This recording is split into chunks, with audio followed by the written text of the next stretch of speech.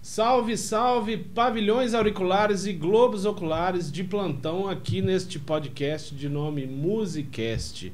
Você que está aí nos assistindo ou nos ouvindo, está no YouTube, na sua plataforma de áudio preferida, seja muito bem-vindo mais uma vez.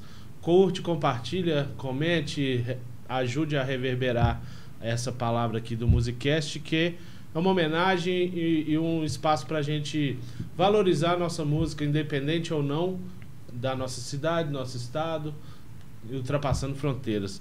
Hoje eu vou receber, estou recebendo aqui um grande amigo, um cara que ele sabe disso, eu sou fã dele desde a primeira vez que vi, lá atrás no grupo Bantu Querer. Depois ele vai contar essa história, de outros vários projetos que ele faz parte, já gravou mais de 500 CDs, acreditem. Já excursionou pelo mundo, tem uma trajetória dentro do mundo da percussão e da música vastíssima.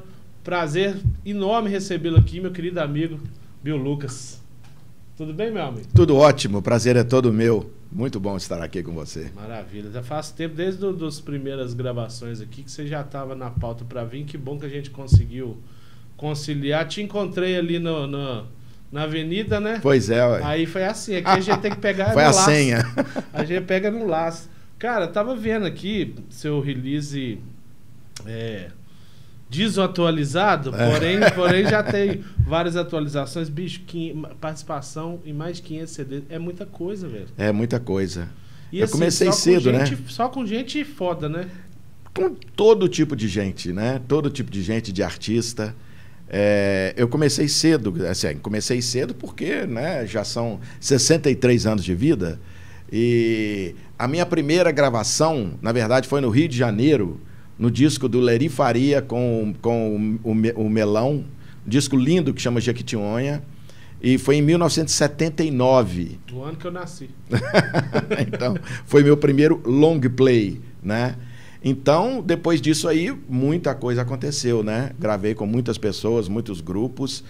Eu acredito, não posso ter certeza, mas eu acredito que dentro da percussão, só uma pessoa gravou mais do que eu, que é o Serginho Silva. Pode crer. Sim. Pô, você gravou 79, você tinha o quê? Tinha acabado de ficar maior de idade? Eu tinha 18, 19 anos. Por isso foi sua primeira gravação, porque senão você tinha gravado antes, mas não podia. Mas conta pra mim, velho. Ali começou, você já começou como percussionista, gravando em estúdio, ou você antes disso... Eu fui baterista. Então, os meus primeiros long plays eu gravei como baterista, né? Eu comecei a tocar rock pesado. Rock pesado, certo? Até hoje tem todos os discos do Deep Purple, né? E gostava muito de rock pesado. Tive os grupos de rock pesado. Mas teve um episódio assim que foi uma mudança na minha vida. Um episódio bobo, mas que mudou muita coisa na minha cabeça. Eu estava no Minas Tênis Clube, e aí tinha uma banda tocando e tal. Aí uma pessoa falou, pô, chama o Bill é baterista, chama o Bill. Né? Aí uma pessoa falou assim, não, mas o Bill não sabe tocar samba, não, ele é roqueiro. Aquilo caiu como uma pedra assim na minha cabeça. Eu falei, como assim eu não sei tocar samba e eu sou roqueiro? Aí eu achei aquilo muito estranho. Pouco tempo depois eu ganhei um pandeiro, eu engoli o pandeiro, tocava o pandeiro o dia inteiro, e naquela época eu não tinha muita referência, então eu aprendi completamente sozinho, né? E aí comecei a me interessar por tudo que era brasileiro. Eu comecei a tocar com grupos que tocavam música brasileira, grupos mineiros e tal, e comecei a gostar muito disso. Eu gostava desde sempre, desde quando eu era roqueiro, eu gostava muito de batucada, da coisa da batucada de escola de samba. Sim. Mas eu me ligava só na percussão, sabe? E aí aquilo mudou. Aí eu falei, não, agora eu vou mudar a minha... E agradecer essa pessoa, pra você ver como é que o destino é. Essa pessoa que instigou esse homem aqui falou assim, mas obrigado a essa pessoa que falou isso, né? Porque, poxa, graças a ele também foi uma sementinha pra você virar essa chave. Isso aí foi uma virada de chave. E aí, quando eu tinha 22 anos, aconteceu uma outra coisa que mudou completamente minha vida, que eu ganhei uma passagem para Londres com 22 anos. Eu estava fazendo um curso de inglês e na cultura inglesa, e aí eu fiz a prova para tirar o primeiro certificado de inglês e tal, e eu tirei o primeiro lugar em Belo Horizonte. E aí me ligaram da cultura inglesa, falou: oh, você ganhou uma passagem para Londres. De repente, eu, 22 anos, uma passagem para Londres. Oh. Aí fui, e aí o universo conspirando, né, a favor, sim, várias coincidências acontecendo. Eu peguei o contato de um percussionista, Bosco de Oliveira. É um percussionista nascido em Belo Horizonte, mas que morou 35 anos, uma coisa desse tipo, em Londres. E é o percussionista brasileiro mais conhecido da Inglaterra, tocou com todo mundo, viajou o mundo inteiro e me recebeu de braços abertos quando eu estive lá. E foi no ano que foi inaugurada a London School of Samba, né? A escola de samba de Londres, que virou uma coqueluche na cidade.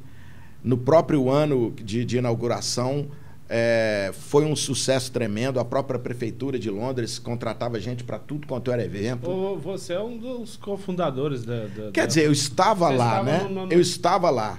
E aí, o próprio Bosco me ensinou, me mostrou como é que era uma escola de samba, as divisões da escola de samba, né? Como que funciona a orquestra percussiva da escola de samba. E eu fiquei fascinadíssimo por aquilo. Então, o meu primeiro contato, assim, na real, com a escola de samba foi lá em Londres.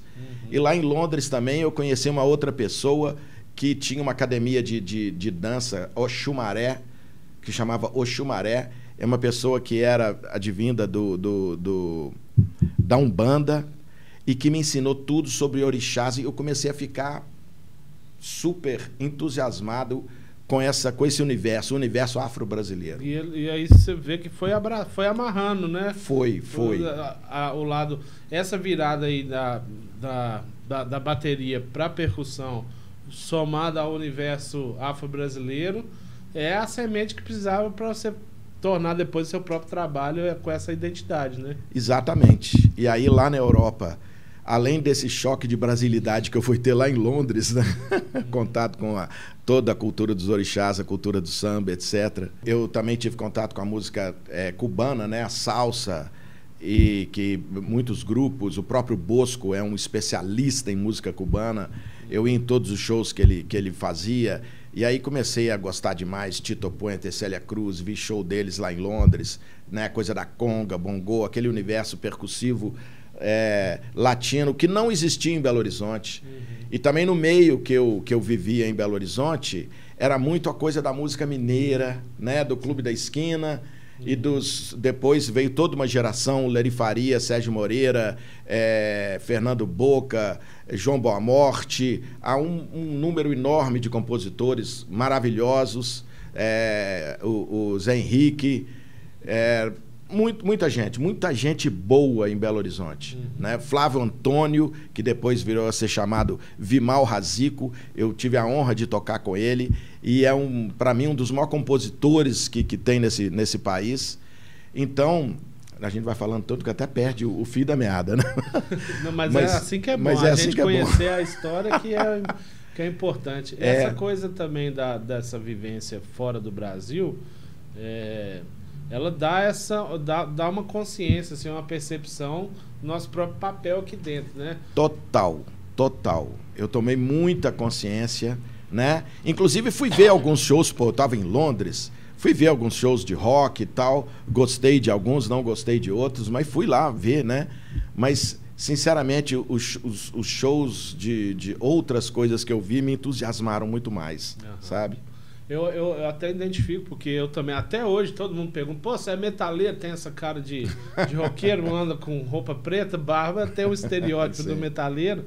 Mas quando a gente começa a ter a percepção da música de qualidade mundo afora, inevitavelmente a gente esbarra na música negra. Que pra mim, é o começo de tudo, são os pioneiros de praticamente, a não ser, sei lá, a polca lá na Polônia, mas todos os ritmos foram... na verdade, é no continente americano inteiro, né? Sim. No continente inteiro, sendo que a gente tem 3 grandes ícones, que é Brasil, Cuba e Estados Unidos. Né? São os grandes ícones da música da diáspora africana no continente americano, que influenciou o resto do mundo inteiro. Uhum. E a gente, como homem branco também, mesmo a gente sendo aliado nessa luta antirracista, nosso papel também é muito importante porque a gente não sente o racismo na pele. Eu vejo que todas as pessoas do nosso meio, que são pessoas brancas, começaram como uma homenagem. E aí, dentro da homenagem, fruto da consciência de não poder se apropriar culturalmente, porque tem muito da coisa da afroconveniência, da apropriação cultural, o que começou na homenagem, a gente cria uma responsabilidade através disso e tem que transparecer isso também na nossa música, que sempre é uma homenagem. A fusão de todos os estilos, de todas as etnias, dentro da música ela é muito bonita, mas eu vejo que você tem essa preocupação, assim, o universo que a gente frequenta majoritariamente da música negra, a latina também, que são referências suas, mas você enxerga isso também como uma responsabilidade, essa questão da homenagem também à música negra? E Enxergo sim.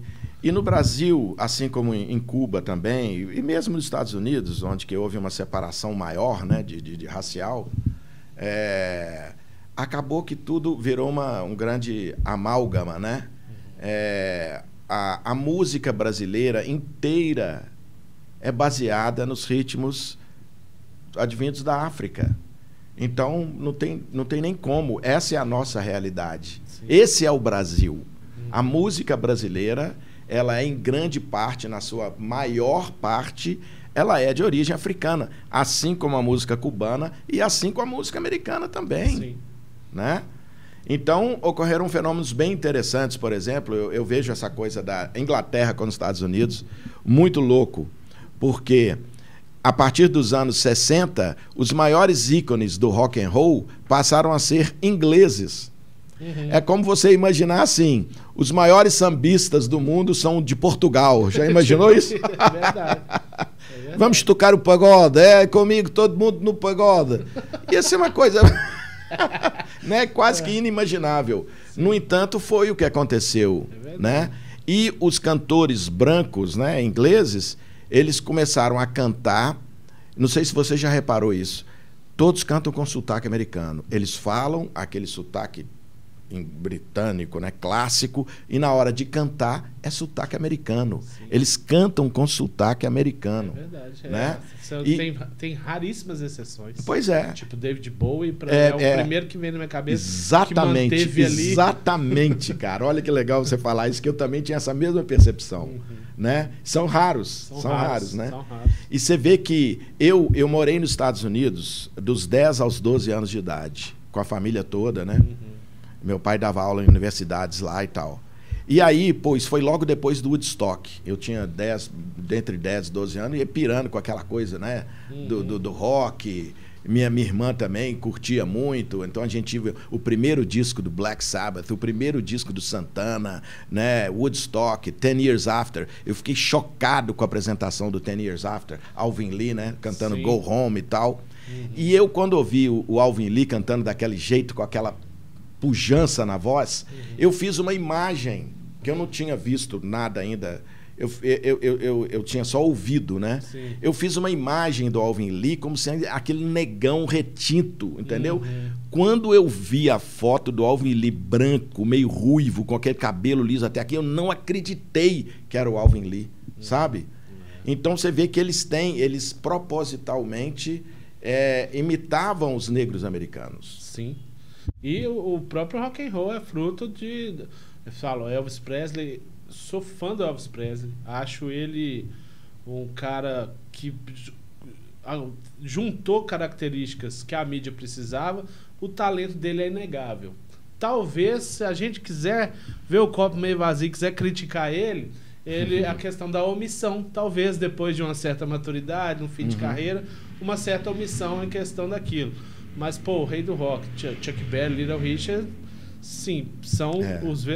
Sister Rosetta, fala o rock não tem um rei, o rock tem uma, não é nem um pau, o rock tem uma mãe, né? É, uma mãe. E assim, como principalmente no estadunidense esse racismo era bem segregado, era bem forte, eles não podiam ter uma figura para representar o rock and roll que não fosse do estereótipo racista branco. Aí o Elvis tem todos os méritos de talento, mas ele é fruto ali da criação da sociedade racista, né? Então, eu falo, todos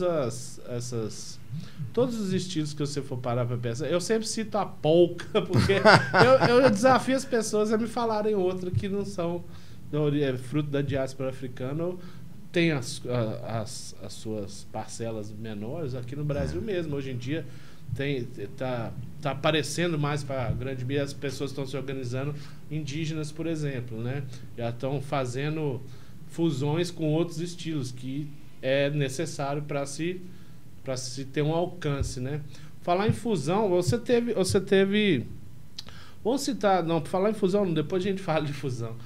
Vamos citar uns artistas que você já gravou dentro desses mais de 500, nós não temos para 2 horas, mas você gravou com o Loboy, você gravou com Samuel, a galera do Clube da Esquina toda, você gravou, né? Eu gravei com o Lô e eu toquei 2 shows com o Beto Guedes, substituindo o meu querido amigo Guda, né, que era o percussionista do Beto Guedes. Gravei com o Túlio Mourão, né? Fiz uma turnê com o Nivaldo Ornelas e o Jairo Lara, que foi sensacional, né, em música instrumental. E muito pessoal daqui, né? Atualmente eu tenho tocado com a Aline Calisto, fiz muita coisa com o Tizumba, gravei no primeiro disco do Jota Quest, quando ainda era independente. Puxa vida, era você que tá lá? Aquele primeiro disco eu era muito fã, quando lançou ainda era J Quest ainda, né? Era J Quest, exatamente. Massa, né? Demais. Mas muita gente. E aí você sempre se enxergou... Vanderly também, gravei com ele. Saudoso Vanderly.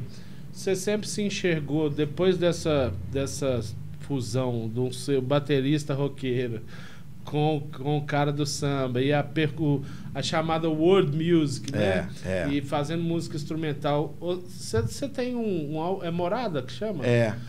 Aquilo ali foi uma situação peculiar ou você conseguiu centralizar? Foi uma situação peculiar, foi na verdade uma grande oportunidade, né, que o Grupo Corpo me chamou para fazer a trilha de um dos espetáculos da escola, do fim do ano, espetáculo de fim de ano da escola, né?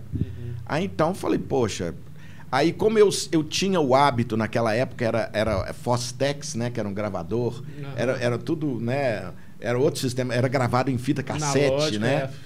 Aí eu costumava fazer muitas bases e criar muita coisa em casa e ficava arquivando. Eu falei, um dia eu vou usar isso. Aí me chamaram, eu falei assim, agora. Agora que eu vou editar, compilar. Agora que eu vou. E aí eu criei coisas, músicas, aí fiz adaptações, né? Chamei meu grande parceiro Marcelo Rocha, que agora atende pelo nome de Marcelo Freitas, que na minha opinião é um dos maiores saxofonistas do Brasil, né? Agora tem muito tempo que ele já mora em São Paulo. E aí a gente fez um disco, eu e ele, com a participação também do Guda, em algumas faixas, fazendo uma percussão comigo. E aí foi um barato, né? Eu fiz esse disco, foi a trilha do espetáculo, foi super bacana. Eu fiz uma adaptação de uma música do Milton Nascimento, A Canção do Sal, que eu sempre achei linda, que é uma melodia afro-brasileira linda, e eu fiz uma versão maracatu, bem pesado, assim, que eu acho que ficou super bacana, sabe? Então foi isso, foi essa oportunidade, né? Entendi. E você não tem ainda vontade de uma coisa autoral? Como foi essa? Isso aí foi que ano, esse Morada? Isso foi, tem muito tempo, foi 2000 e pouco, 2004, uma coisa assim. Porque eu sou sempre um incentivador da pessoa que tem talento de criação. Você tem... Porque você é muito conhecido como músico de estúdio, como percussionista, você é professor, você dá aulas e cursos e workshops e tudo mais. É muito conhecido também como músico de estúdio, mas quando vê essa coisa sua igual Morada, a gente tem vontade de querer mais, bicho. Você não eu tive algumas oportunidades assim de criar, né? O Morada foi uma delas, o Bantu Querer. Bantu Querer, eu comecei falando do Bantu Querer. Cara, quando eu vi na Rede Minas, o especial. Uhum. Foi lá que eu te conheci, assim. Uhum. Foi lá que eu virei seu fã. A gente já tinha se trombado na nossa roça grande aqui de BH, né, nos bailes da vida, né? Mas quando eu vi, eu associei o nome à pessoa, falei, pá, e tipo assim, você, Regina, ali, aquela energia, e a galera, e eu tava muito na época, quando eu vi, eu tava no comecinho do embrião que viraria o cromossomo africano. Então eu tava muito envolvido com o cenário funk, mas eu queria muito a brasilidade, que eu até acho que eu não consegui como eu gostaria, porque acabou que o cromossomo africano criou uma vida própria, mas eu estava imerso no universo de Naná Vasconcelos, Ayrton Moreira, que tipo, os vinis dele, tipo, Ayrton Moreira é meu ídolo maior, sabe? Dentro dessa fusão que ele fez, ajudou o que é chamado de Brazilian Jazz, né? Mas eu estava muito imerso nos vinis que eu tinha recém-comprado, Naná Vasconcelos com Egberto Gismonti, e Ayrton Moreira, e aí o disco do Ayrton Moreira com o Elmir Deodato, que foi onde eu falei assim, opa, é aí que tá a junção que eu quero, né? Do universo funk, soul, Quando eu vi o Bantu Querer, a minha vontade era de juntar, assim, seria fantástico. Queria fazer uma parada bem assim...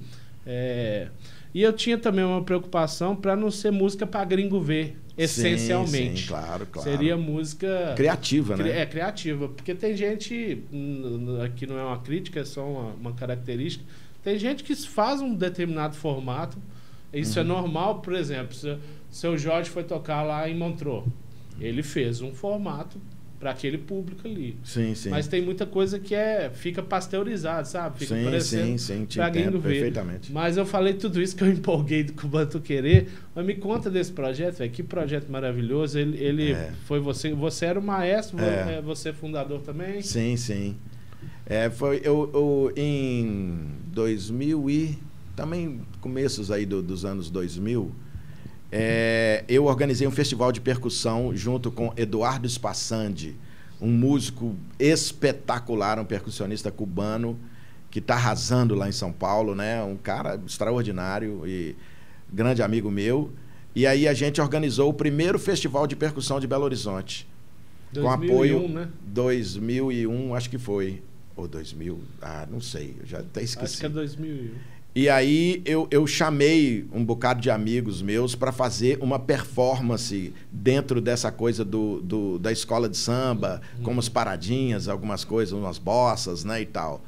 E aí foi lá na Serenata, né, teve o apoio da Pro Music da escola, né, e a gente fez lá na Serenata também, que teve o apoio da Serenata. E aí a Beth Coutinho, minha sogra, ela comandava o espaço lá do Tizumba, o Tambor Mineiro, né? Sim. Ela era a produtora lá. Ela falou, vamos fazer uma coisa lá Falei, vamos. Bora. Juntei os amigos de novo e começamos. E aí, o que a gente fazia? A minha ideia, que começou lá no Festival de Percussão, era uma transição do candomblé mais antigo, que é o candomblé dito, né, de uma forma genérica, queto, né, porque existem várias subdivisões dentro do candomblé, mas convencionou-se chamar todo esse candomblé tocado com aguidavis, que são aquelas varetas, né, que é toda uma linhagem muito grande, o nome genérico de queto. E é todo cantado em Yorubá, não tem absolutamente nada em português, né? Então, essa é a memória bem africana mesmo, né? Tudo em Yorubá. E aí tem o candomblé Angola, que já tem línguas banto com misturas com português, né? E até chegar na Umbanda, que é totalmente português, que é a essência mais brasileira, a fusão de tudo, a Umbanda, né? Então a gente quis fazer essa transição do candomblé do queto, Angola, né? E até chegar na escola de samba, sabe? E isso foi uma coisa que cativou muito o público. Exato. Sabe? A essência do negócio cria uma aura que... E eu tenho um grandíssimo amigo, que é um mestre que eu tenho, o Anderson Valeriano, que é uma pessoa nascida e criada no candomblé, e que toca o rum, que é o tambor grave do candomblé, com uma maestria, uma beleza, é toda uma ciência mesmo, assim, para tocar aquele instrumento, né? É uma coisa fenomenal que a gente tem aqui, e ele é um representante magnífico dessa arte, né? Então, ele me ensinou muita coisa e tocou no Batuquerê por um longo tempo, né? E aí eu comecei a viajar nessa coisa de criar dentro da percussão. Eu, por exemplo, tenho um percussionista senegalês fantástico que já morreu, esteve em Belo Horizonte com quase 80 anos de idade, fazendo 2 horas de show com muita intensidade. O cara tinha quase 80 anos, sabe? E tem uns 40 filhos, né? E ele trouxe, quando ele veio para Belo Horizonte, ele trouxe 15 filhos, um neto, e só tinha uma pessoa que não era parente. A arte do Dudu Rose é um tambor que chama sabar, que toca também, como no candomblé queto, uma vareta e a mão. Quando eu ouvi pela primeira vez, aquilo também chapou minha cabeça, sabe? Assim, é impressionante a beleza da arte do tambor, muitas pessoas tocando aquelas composições, né, dessa pessoa que chama Dudu Nhai Rose.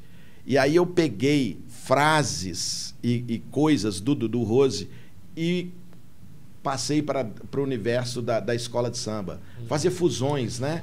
Peguei coisas do universo cubano também e comecei a viajar nessa coisa de criar dentro do universo percussivo. Graças a Deus.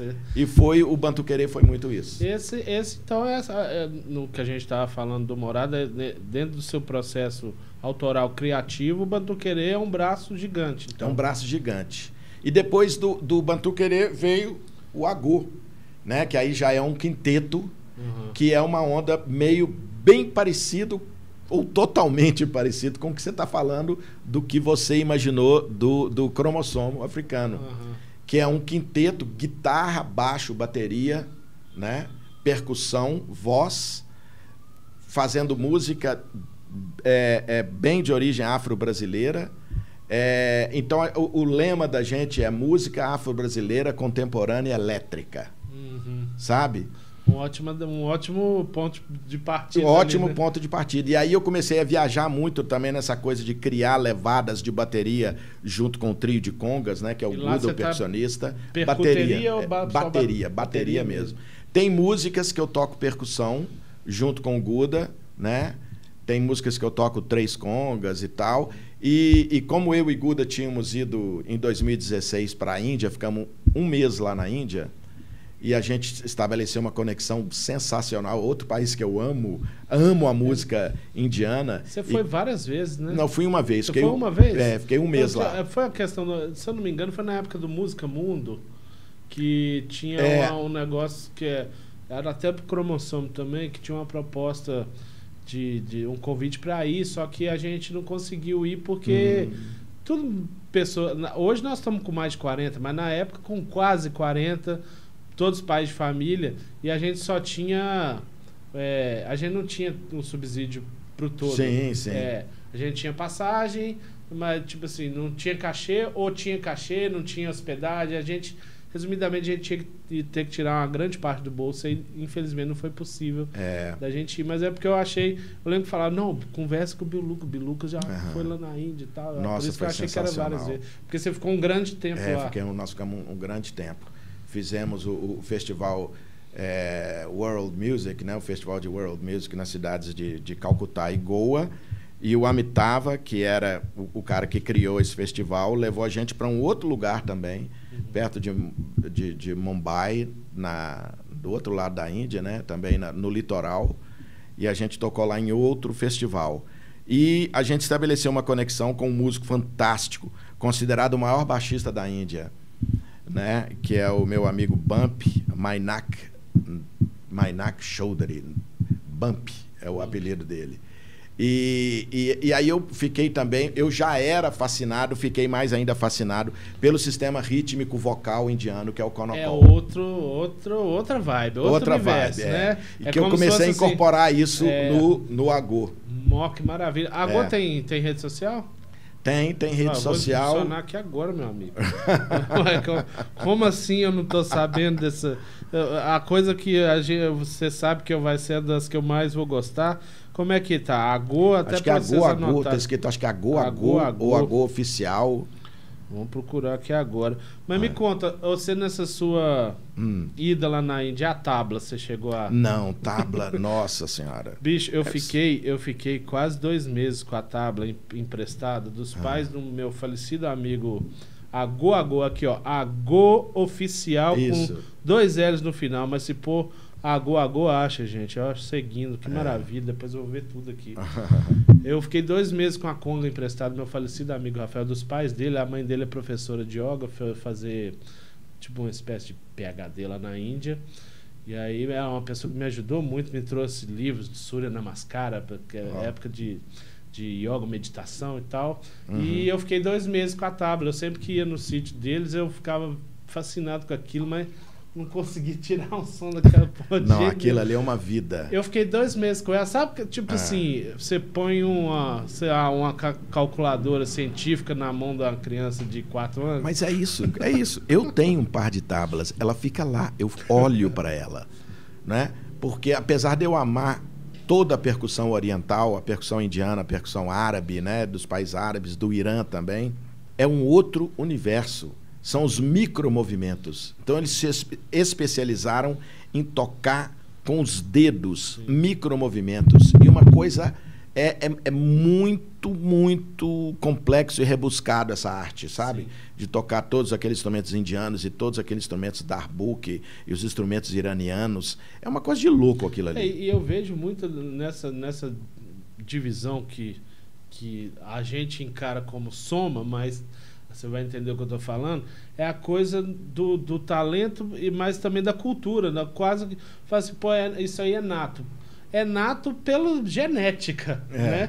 Mas é igual, tipo assim, hoje em dia isso está se afunilando, tá ao contrário de afunilar, hoje em dia isso está se expandindo mais. Eu tenho grandes amigos percussionistas nos Estados Unidos. Os caras tocam muito, que passaram bom tempo na Índia, estudaram na Índia, né? E tocam tabla muito bem, né? Eu conheço percussionistas americanos que são fantásticos, tocam tabla muito bem. Porque isso assim, tem aquela coisa, igual às vezes igual eu te falei que hoje está se expandindo, mas antigamente era mais nítido. Você vê um samba de gringo, você reconhece para esse percussionista, ou esse batera principalmente, né? Esse batera não é daqui, não. O samba é uma coisa... Mas cada vez mais você tem bateristas estrangeiros tocando bem samba, né? Sim. Mas você está falando, eu lembro de um episódio curioso. Eu tinha um grande amigo na Bahia, o Bastola, que era um dos grandes percussionistas de Salvador, né? Tocou com todo mundo lá, tocou com Daniela Mercury, tocou muitos anos com Cheiro de Amor. E era um grande amigo que eu tinha, também infelizmente faleceu. Mas assim, na década de 80, final da década de 80, eu estava na casa dele em Salvador, e aí ele me mostrou um disco do Paquito de Rivera, saxofonista cubano, fabuloso, né? E aquele disco, aquele som maravilhoso, eu ouvindo, falei, nossa, aí tinha um batera, né? E eu pirei com o baterista tocando e tal, e aí de repente chegou um samba no disco. Aí, na hora que tocou o samba, eu falei, para tudo. O americano descobriu como é que toca samba. Que baterista é esse? Aí eu fui ver, peguei a capa do LP, né, na época, né? Tava lá, Drums, Dave Weckl. Dave Weckl, para mim, é um dos maiores bateristas do mundo, né? Americano. Mas aí eu fui ver, tava lá, o samba, asterisco, Portinho. Ou seja, o Dave Weckl tocou o disco inteiro na hora do samba. Ele passava... Eu falei assim, dá licença, Dave Weckl, vou pôr o Portinho aqui para tocar o samba. Poxa. Falei, pô, tá incrível, cara. No samba era o Portinho. Eu falei, pô, o americano descobriu, mas não era o americano, era o brasileiro, o Portinho. Você ia falar quase que você me induziu, porque o que mais me surpreendeu é um projeto que chama Sugarloaf Gangsters. Eu só escutei são 2 músicas grandes. É como se fosse... tipo, uma tem 10, outra tem 15 minutos. Eles têm não é compacto, porque música desse tamanho. Aí eu tô estudando só samba. Tipo, tipo assim, um samba com Moog fazendo um Moog quase percussivo eletrônico. Aí eu fui pesquisar, os caras são de Estocolmo, na Suécia. Falei, não é possível. Falei, deixa eu ouvir de novo pra ver se eu tava sendo muito condescendente. Mas, bicho, e assim, hoje, isso é da década de 70. Os caras novinhos, assim, a foto e já era apaixonado. Aí depois, aprofundando mais, eles tinham um professor chamado Naná Vasconcelos, que foi lá, fez. E aí eles tinham, na época do Patrick Moraes, tecladista. O tecladista do Yes substituiu o Rick Wakeman. No auge do Yes, ele largou tudo, veio pro Brasil, gravou 4 discos. Depois você tem que citar esses discos. Aí você olha assim, o samba psicodélico ao extremo. Imagina a mistura de Yes com samba. Aí você vai olhar lá, Miroslav Vitos no baixo, tal, a galera toda aí. Gordinho, frigideira. João, surdo.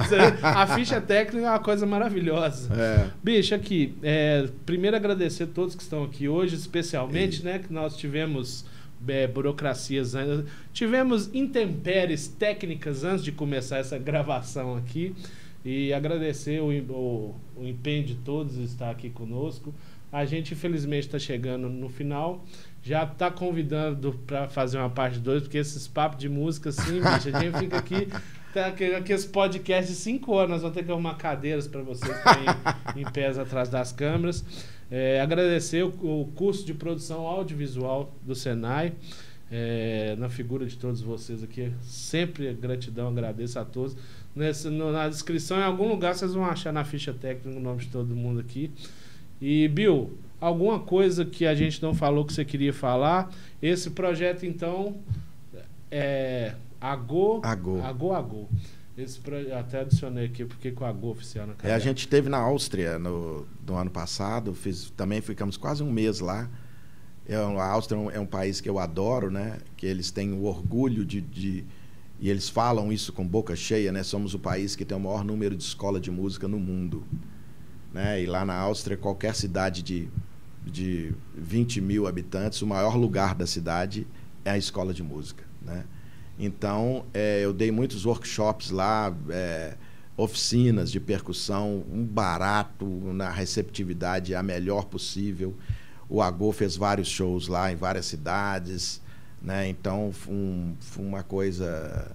Foi muito legal. Maravilha. Eu queria agradecer demais. Quem está precisando de aula de percussão, workshop, se você quiser passar a sua. Eu tenho um estúdio aqui pertinho do teatro, do lado aqui do teatro. A gente está gravando aqui no SESI Minas, no Centro Cultural aqui na. Quem conhece Belo Horizonte sabe onde é, aqui na Álvares Maciel. E eu tenho aqui na esquina do Compadre Marinho, né, que é o outro lado do teatro ali, a entrada pelo teatro, a entrada principal. Grão-Pará com o Padre Marinho, eu tenho o meu estúdio lá, dentro do espaço da Lajinha, e aí tem minha bateria, todos os meus instrumentos de percussão, um equipamento de som, e ali, né, eu dou aula, ensaio lá com a Agô, e é isso aí. Beleza, você quer deixar a rede social para alguém? Ou você tá mais low profile? Não, tranquilo, posso deixar a minha mesmo. Contato para... Tá, Guilherme Bill Lucas, são as minhas redes sociais, tanto Instagram, YouTube, Facebook, né? Guilherme Bill Lucas, Guilherme Bill com 2 L's, então são 3 L's em sequência, né? 2 L's de Bill Lucas. E o L de Lucas. Guilherme Bill Lucas. Aqui, tem algum vídeo, alguma coisa que você queria deixar pra gente ilustrar esse final desse podcast aqui? Alguma coisa do YouTube, algum projeto seu, ou até mesmo Bantu Quereu, ou Agô, se tiver clipe ou vídeo, alguma coisa? Rapaz, tem tanta coisa. Pois é. Assim, vocês vão lá... Nessas redes sociais vão ter lá. Procurem tudo. Mais um pra gente colocar aqui. Uai, o que você manda? Uai, a sua escolha é sua. Tem Agô tem? O Agô tem pouco registro. Ainda não tem o clipe oficial? Não. Inclusive, eu tô louco para fazer esse clipe. Tem 2 músicas que, nossa senhora. Tem uma que fala, é um episódio dentro do carnaval, desse novo carnaval de Belo Horizonte. Que é uma música que eu acho que quando a gente fizer o clipe vai viralizar, porque é super legal, um Ijexá pop, né? Que chama Rolê de Carnaval. Rolê de Carnaval. Rolê de Carnaval, esse vai ser o... Vai ser o clipe. Vai ser o clipe. Por isso que a gente tem que fazer parte 2, porque ó, o tanto de coisa que a gente conversou, não conversamos sobre o Carnaval, que você é uma figura... Você é fundador de um dos maiores blocos. Ou do maior. Não, eu não sou fundador. Não, mas você não fez o Baianos Ousadas? Eu fui diretor musical e conduzi a bateria do Baianas por 2 anos. 2 anos, Acho que você pegou... Porque pra mim você era... Não. Porque o Baianas começou... Já tem muito tempo, né? Depois teve uma separação, né? Grande parte do pessoal do Baianas fundou o Havaianas. Sim. Né? E foi quando eu entrei pro Baianas, né? Aí eu fiquei 2 anos lá. E atualmente eu tô dirigindo um bloco que chama Bazin, Amigos do Bazin, que chama. Ah, é? Então essa conversa sobre carnaval, que é uma vasta conversa, dentre outras, já vou deixar o convite para você para a parte 2 para o ano que vem. Maravilha. Pode ser? Ótimo. Tá Nossa aceito? Senhora. Tá aceito no ar? Conversa é o que não falta. Pois Assunto é o que não falta. Nós vamos fazer um projeto para aumentar esse podcast para 1 hora, ou então para a gente dividir ele em 2 partes. Essa foi a primeira parte. Aguarde aí, confira os nossos outros convidados que estão aí na plataforma que você está ou nos vendo ou nos ouvindo. Bill, uma satisfação, difícil até terminar, dá vontade de ficar conversando pois é, aqui. Nossa, ainda mais você também, que você falou que você é meu fã. Eu sou seu fã. Imagina. Tive o prazer e a honra de tocar com você. Uma delícia tocar com o Cromossomo, né? De ensaiar com vocês. E agradeço também todo mundo aqui presente. Obrigado. E todo mundo que está ouvindo e vamos espalhar isso aí. Vamos espalhar. Até a próxima. Então, gente, esse aqui foi Bill Lucas. Espero que vocês tenham gostado e continuem nos acompanhando, vejam os outros episódios e surgiram convidados, façam as críticas aí, o que vocês acham que deve melhorar, pode elogiar também o que tá bom, pra gente continuar seguindo num caminho. Esse podcast é para valorizar a música independente da nossa cidade, principalmente através dos convidados que aqui estão. E é isso, um beijo, um abraço, até a próxima.